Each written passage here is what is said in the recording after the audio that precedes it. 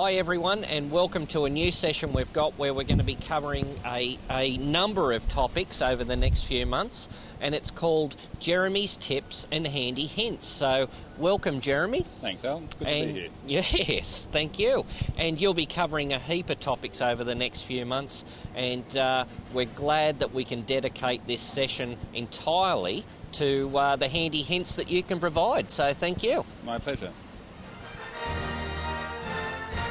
Thanks, Alan. The first thing I'd like to look at this morning is setting up your scooter. Are you sitting comfortably? It's one of the most important things about riding a scooter, and in terms of safety, any two-wheel vehicle. Now, this Peugeot Furious is an interesting example because, unlike a lot of scooters, it actually has a motorcycle-style handlebar, which gives us a bit of flexibility when we're setting it up.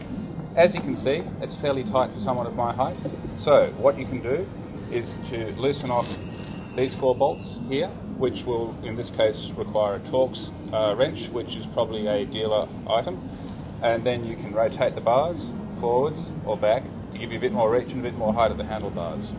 At the same time, this scooter offers adjustment on the levers. You can undo the bolts, loosen the bolts off, and move them up or down to suit your hands. Now, the ideal is to have a more or less straight line from your wrist to your fingers. You don't want the bars to be down like that, you don't want them to be up like that. You just want a nice, comfortable grip so you can use the brakes well.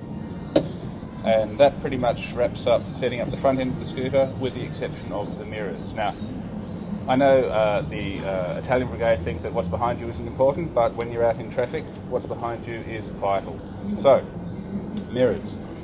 They all adjust on the end of their stalk like that, but they also adjust fore and aft, and in this instance up and down like that. Now, it will require a spanner and a bit of patience, but what you want to do is to set up your mirrors so that the field of vision behind you overlaps about 20 metres behind. That way you can see from the sides all the way around the back without any blind spots, and you can see what's behind you, which is vital when you're changing lanes or braking. And I think that wraps up setting up the front end of the scooter. Fantastic. I hope you enjoyed that first edition of Jeremy's Tips and Handy Hints for Scooter Riders. We'll be back soon with some more. See you then.